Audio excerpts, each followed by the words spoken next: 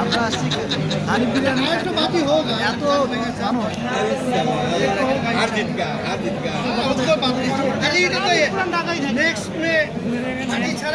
এখানে তো সিরিয়াল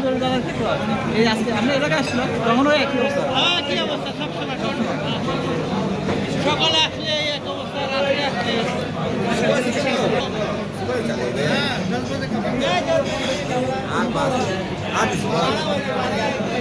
আমাকে দেখো আমি কিছু বললাম আসসালামাইকুম আমরা আসছি হানিফ বিরিয়ানিতে